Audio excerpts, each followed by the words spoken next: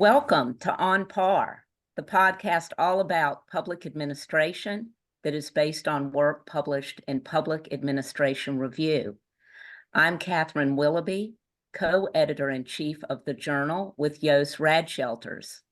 Together with our team, editor Hung Tao Yi and management analyst Preston Phillips, through the journal, this podcast, and other affiliated outlets, we want to bring you the latest information about developments in governments around the world, advancements in theory and conceptual knowledge about governance and government, and to connect and inform practitioners and academic communities globally. Our first issue of PAR is out. You can find it at the journal website, accessible through Wiley. And today we interview two scholars that are published in our early career intel section of the journal. In this section, we include compelling and novel work of those new to the academy, those studying for a doctoral degree, working in a postdoc position, or as an assistant professor. Our guests today are Karen Sweeting and Brie Haupt. These professors will talk about their recently published research in PAR, Overcoming Neutrality as an Organizational Learning Impediment. Karen, you're an assistant professor at the University of Rhode Island, and Brie, you are an assistant professor at Virginia Commonwealth University. Please tell us a little bit more about yourselves, including a fun fact. Let's start with Karen. Okay, so prior to my academic tenure, I spent over 20 years in public service, and my background is primarily in human resource management. I am also an immigrant, so I also draw from a body of international experience, and I sort of bring that insight from my practitioner experience into my research. A fun fact about me, I don't know, I like Marvel movies. I like action movies. I like to see things moving, and I like to see action. Action. You like to see action versus inaction, Karen. Yes. That's great. Thank you, Karen. Good. Brie? Yes. Thank you again for this opportunity to speak with you all. So yes, I am Dr. Brie Haupt. I am in the Department of Homeland Security and Emergency Preparedness at Virginia Commonwealth University. And my focus, I think my entire life, has been how do we communicate with people? I find that during crises, especially, and during emergencies and disasters, we're always forgetting someone, or we don't know how to talk to people or how to be spoken with. How do we craft our messages? How do we make sure that everybody has that goal, and then at least there's someone there who can acknowledge that someone's missing? And how can we make sure to increase the resilience capacity for our communities and just continue to humanize people? I think we dehumanize them enough by using numbers and values versus stories and narratives. About me, actually, my first publication ever was a book review in PAR. So yay, thank you guys for getting me started. That's fantastic. That's a great fun fact. Yeah. Thank you. Action and already published. So there we go. All right. Well, we'll move on to the questions. Specifically in your article, you state that neutrality as practiced and studied in public administration remains a mechanism that crushes humanity. Can you explain this for us, Brie? So for me, this idea of being neutral is something that we just can never be.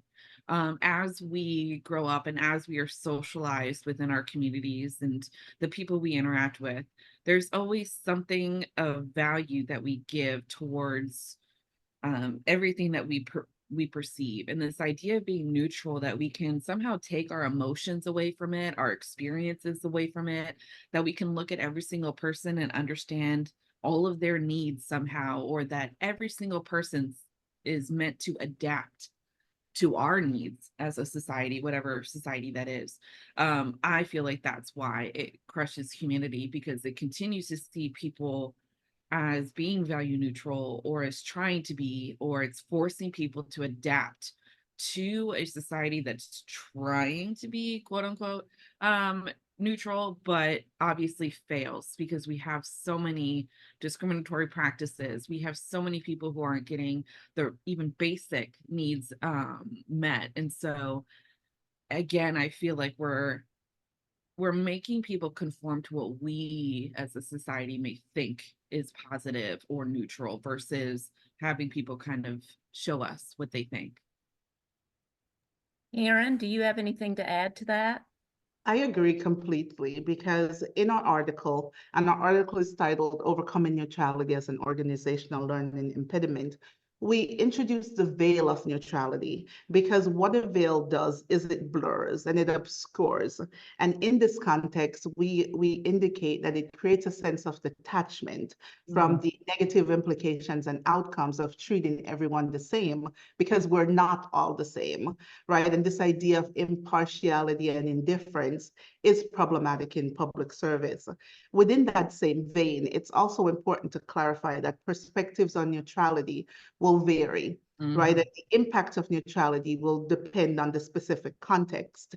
In our article, we focus on issues of equity, justice, and situations where there's systematic oppression or discrimination, to convey that being neutral can be interpreted as tacit support for the status quo, right? And we don't always consider the dignity of humanness when we serve people. So essentially, when neutrality is practiced, it hinders our advancement of equity, inclusion, and justice, because it fails to consider individualized needs and circumstances. We attempted to articulate, and we hope we were able to convey, that we all have a role and we all have a responsibility in ridding public service of this neutral orthodoxy, right? We must get back to serving people and recognizing that we're not all the same, as I said before, and we don't all have the same needs. And there's an article that we reference in our research from Mastracci and Sementelli that was written in 2021. And they wrote that we can no longer afford to be neutrally neutered public service since we engage people. And I latched onto this idea of being a neutered public service because we're enculturated and socialized to operate in mechanized ways, right? And in engaging people, we're bounded within certain systems that seeks to bind us in place. And another thing that we articulated in our article is that we need to be bold and brave enough to stop and question, why are we doing things the way we're doing them? What are the underlying driving forces that continue to generate disparities in practice, and what can we do differently? I think that was a mouthful. No, to build off of that, Karen, too, when we think about how societies are developed, it's always, I always say the winners write history. We always see society from the vantage point of the people who have the ability to write what they see, and then for those that believe that that is that truth. So even this idea of neutrality and being objective in public administration started from earlier public administrators who were of a certain class, certain gender, certain race, and they created what we consider even neutrality. So when Karen's talking about we need to question, whenever I hear in an environment that, oh, this is always how we do it, but why? Why? What's the reason behind why we're doing this? And if no one can answer the question, then I'm curious, where did it come from? And why do we implement it? That's interesting, and it leads to our second question about cultural competence, which is such a powerful concept. And it does seem like a natural evolutionary step for successful public organizations to develop and maintain, especially today. And why, following COVID and the Black Lives Matter movement and other events, does it seem to remain so elusive for many governments, certainly in the United States, to achieve some sort of cultural competence to advance? That is such a deep question. It seems natural. However, you're also hinging on the people who are implementing for them to, for some, it's buying into the fact that cultural competence is even a concept. To even the fact that social equity right now is being targeted all the time, and this idea of like, everyone is equal. I've heard that actually from some of my students, that of course everyone's equal, and I'm like, okay, well, let's think about a specific situation.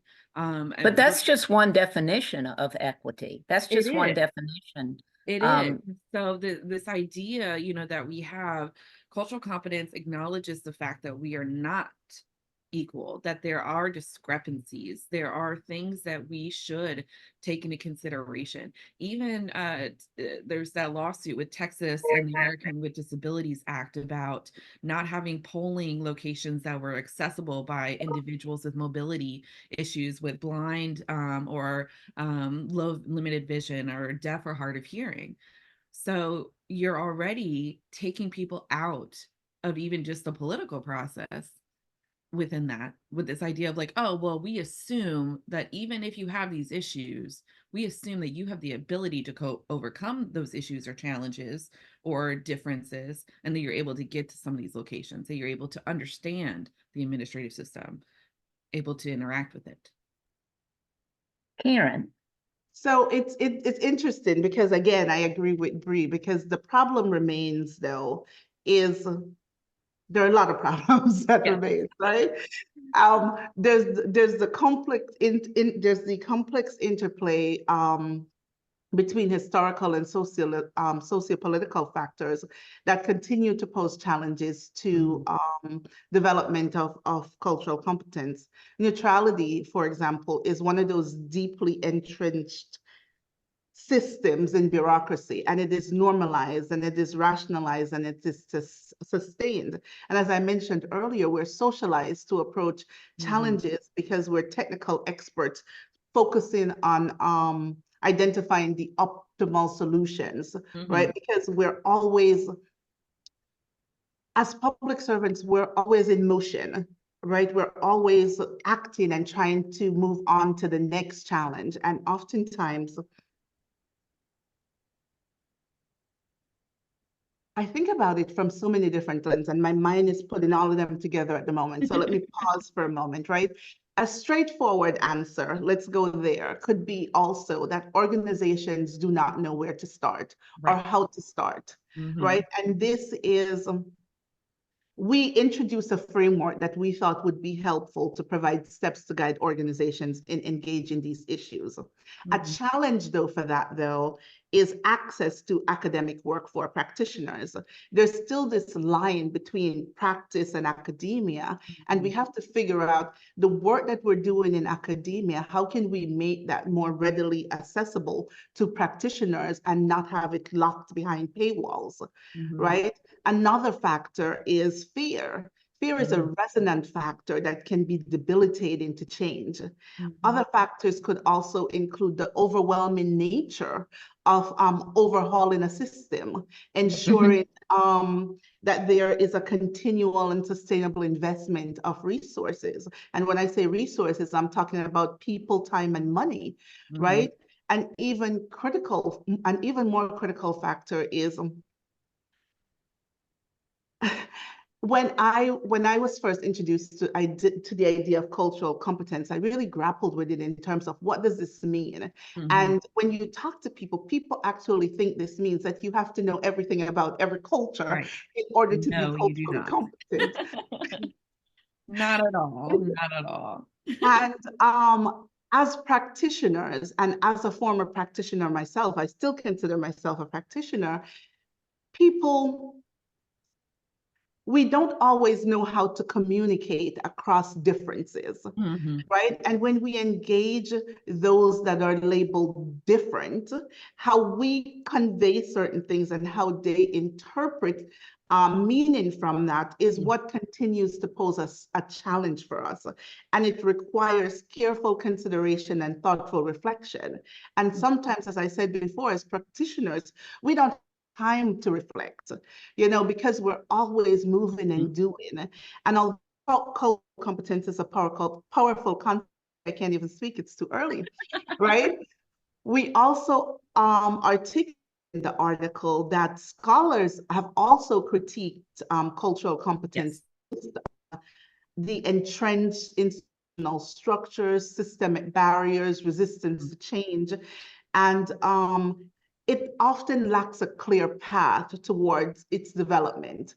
So in our article, I know we introduced 8 types of initiatives, and one of them is leadership and setting the tone from the top. But leadership alone is not sufficient, right? And this is why there are 8 of them, because each builds on the next, and it's just figuring out, okay, where do I get started? And just accounting for how you navigate the systemic issues and structural power balances that remain in place. So yeah, that I mean, again, this is we're kind of dealing with this in a cascading way, because that does lead us to the next question, digging into advancing cultural competence. I noted to y'all earlier that social equity and human rights budgeting has been at the forefront of reforms by governments for decades. And in fact, in Australia, the Women's Budget Statement, in the recent one, indicates women's equality is at the heart of what we do as government. It is essential for strengthening our economy, our society, and our nation. And you talk about de-biasing documents, which is I think in today's world where we think about the generation, AI generation of papers and ideas, and it being very, white male centric in providing examples, how do we move forward in organizations to de-bias documents, hundreds of documents, given that, as you note, public servants are always in action? Yeah. I mean, for me, it's the start of just asking the question, do we even need to? Because I think even that, thank you, Karen, for your support right there. But I think even this idea of, people interpret everything differently. Even from the work we did in our article, we changed verbiage of this concept instead of an organizational learning disability, because the connotation from my perspective and from my work is that disability means that you are less than because you have something different. And it puts it's an impediment. It's not necessarily a disability in terms of negativity that you cannot overcome, so even these ideas of the words have meaning to different people. And if you put a policy in front of even just your employees, how many of them will interpret differently based on words alone? So we're going to look at de-biasing. We really need to look at the impact of our policies versus the intent behind them, because I think that's where we get lost in translation. It's just everyone is going to look at things from their own viewpoint. They have their own connections with different words and concepts. Even the term citizen is so exclusionary because not everyone, at least in the United States, not everyone is considered an American citizen. That doesn't mean that they're not members of our community and that there's not individuals that we need to take into account when creating policies, when looking at, from looking at emergency management response and preparation and looking at these different things, just because that term citizen, and for some people that term citizen is so negative because it's something they'll never get. Interesting. Karen. So your question is, what makes this initiative seem so hard to do effectively in U.S. governments? To Brie's point, language matters, right? And who's doing the de-biasing matters. Yes. So when we talk about public service, we're talking about budget, right? We're talking about constraints. We're talking about competing priorities, and we're also talking about the pressure to demonstrate results. And because we're looking for tangible outcomes, de-biasing documents doesn't always generate such outcomes. So to Brie's point, again, when we look at de-biasing initiatives, it's about how things are tailored, how they're written, and how they're interpreted. And as I said before, who is doing the debiasing? Right. It requires a diverse body, as documents require a nuanced understanding, right, of the diverse and multicultural society that we live in, such as the United States. So additionally, we're also figuring out structural, cultural, political factors. And we see now certain rhetorics, right, that are framed certain way to convey certain messaging. And I'm struggling to put this all together, right? Because efforts to debias documents may encounter resistance or skepticism because, again, to Brie's point, we don't all operate from the same understanding, but that's what's so unique about this idea. Right. We need to come together, right? There are some words that are just, I'm teaching a class now on DEI. And one of the things that I introduce to my students is we enter a room and we say, hey guys, right? Did you stop to think for a moment that guys is a gendered term and not everyone showing up in this space wants to be referred to as guys, right? So how do we take a step back and say, hi everyone, it's just a simple change in word, right? And that's sort of, we have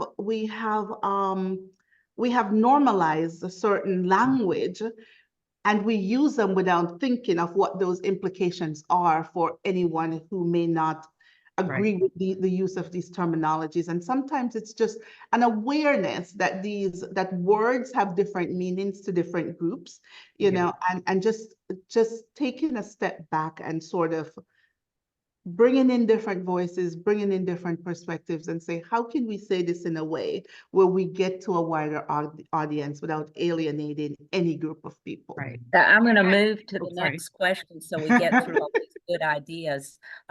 In some ways, you seem to call on public servants to serve in advocacy roles reflective of lobbyists or even interest groups, or even as elected officials. Is this a fair assessment? And if so, would unelected administrators taking on such roles threaten accountability or democratic governance in any way? To me, I'm just going to intersect a little bit here because I still have thoughts from the last kind of coming in together. It's almost like that understanding of cultural competence. You know, from my point of view, cultural competence is acquiring the knowledge, skills, and abilities to be able to understand and communicate more effectively with different communities. And these communities can vary, you know, so it doesn't have to be just race-based, which I feel like a lot of our initiatives and a lot of what public servant, when we think of trying to neutralize things or trying to be, you know, operating DEI, so diversity, equity, and inclusive, they always seem to go for the top things in diversity, which is usually like race, socioeconomic status, those types of things, and we need to look past just that, and so by having individuals, public servants take on an advocacy role, the term advocacy even needs to be looked at. Advocacy doesn't mean that you have to be the person that's in the trench with signs or who's in front of your elected officials or unelected officials pushing for the change. Advocacy can also take place behind the scenes in a way. It can take place by questioning the impact of a specific policy or procedure, by recommending having spaces where people can dialogue about these in what we can at least try to make as safe environments where every single view is respected, that we try to understand. I always say you got to love people. You have to listen, you have to understand, you have to validate. And so by having people in a room that can talk about these different aspects and what kind of advocacy they can do with budget or no budget, because we all know budget's always a problem, and people who put the money, they're being led by the person who either believes in these initiatives or doesn't. So you can't always rely on the budget to help you with these initiatives, you know, but probably incorporating what you're saying, we would move from saying advocacy to navigation.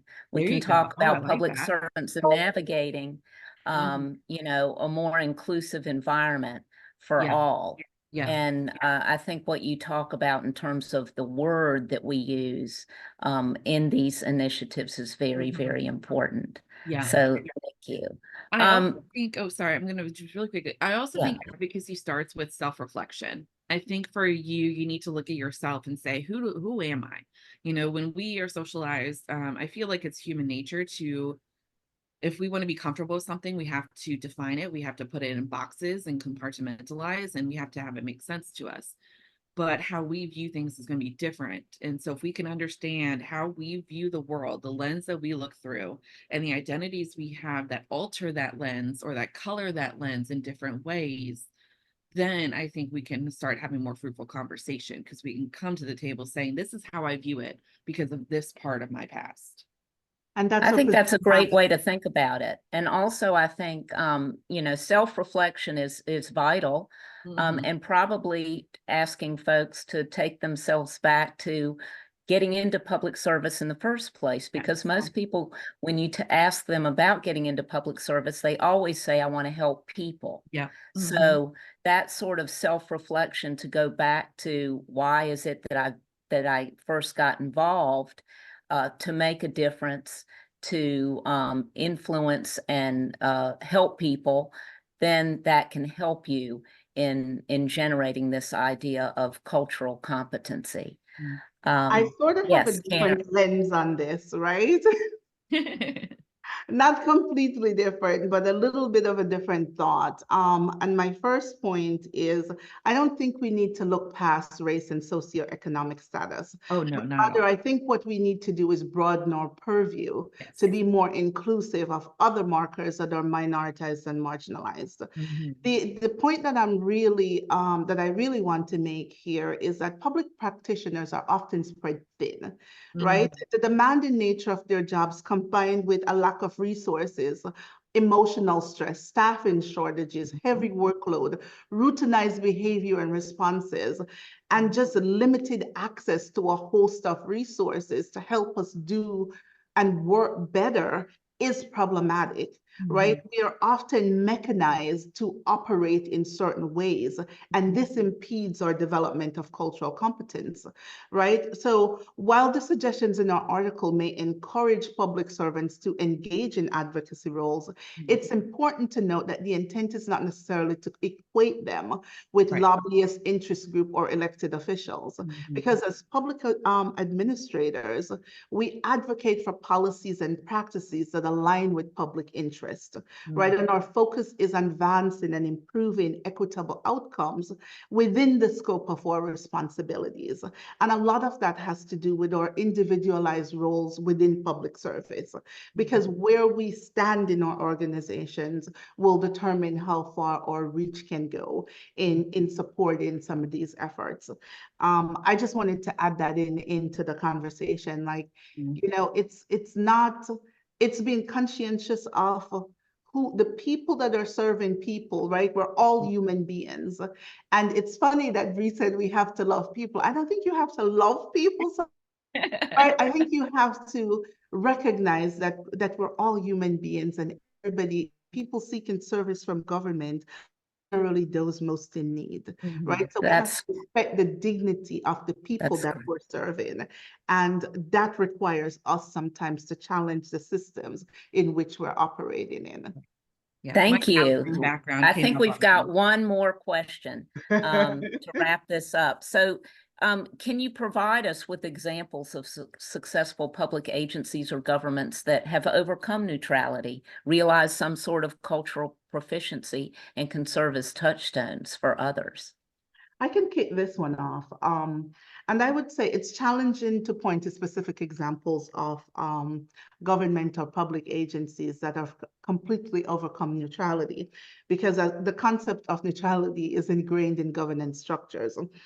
However, in my research, I have seen government entities such as DOE, USDA, and VA, institute measures to navigate some of these challenges effectively. Also seen, though, is how a change in leadership can disrupt the progress made in these efforts. So it's tied to who's setting the tone from the top and the continual investment to sustain progress made, right? I say we sort of see things going up and down, right? We're advancing efforts and then we shift and then we regress. And in our current political climate, and if we calibrate where we are right now, right, we see a lot of illiberal movements and sensationalism on social media platforms that are targeting DEI and that are disrupting what's been put in place over the past few years. And DEI, and people are latching on to DEI now as a divisive concept. And when we look at our political arena, we know the next election is going to be critical in terms of how we move forward with public service. And just recognizing that people continue to experience disparities based on the systems and structures in place, right? So how do we continue in our advocacy, right, and go up against the rhetoric that's out there and challenge this legacy of discrimination that's rooted in the fabric of public systems? It's hard to say that we need to continue the fight, because part of the problem is people get tired, right? And Brie, we'll give Brie a chance for her last comments. I agree, Karen. We can get drained for sure. I go back to where it's also, I can't pinpoint, but I love to promote the changes that are happening that are positively impacting these marginalized communities and these underserved communities from the emergency management standpoint. For instance, I mean, for me, criticism, it took till 2021 for this to happen, but the Federal Emergency Management Agency, when you're applying for aid after a crisis and you have to prove home ownership, that's difficult for some people to prove because they may not have a deed, multi-generational house. And we were seeing this with people in Katrina, trying to apply for aid, but they couldn't provide any of the documents to show home ownership. So they couldn't get the money from FEMA just for one little aspect. And let's not even go about the fact that we're expecting people to understand the aid system and to comprehend the language and understand the documents and being able to do the time invested in that. That's a whole nother aspect. But the fact that they're finally at least looking at some of these policies to see why are certain people not getting the aid they need. And it's a great example. Yeah, this one change opens things up. Yeah. Yep, that's a great point. And we're going to leave it there. So thank you. Thank you very much. Thank you both for this enlightening conversation and for your important contribution to PAR. We appreciate it. Thank you so much. And thank you to our listeners. We look forward to the next time when we will continue to examine the intersection of theory and practice of public administration. Please let us know how we're doing. You can email us at par.editors@gmail.com and find us on Spotify, X, and LinkedIn and other social media. On Par is made possible by ASPA and our editorial team, with special thanks for podcast production to Jessica Rao, our PAR editorial assistant. And with that, we say goodbye.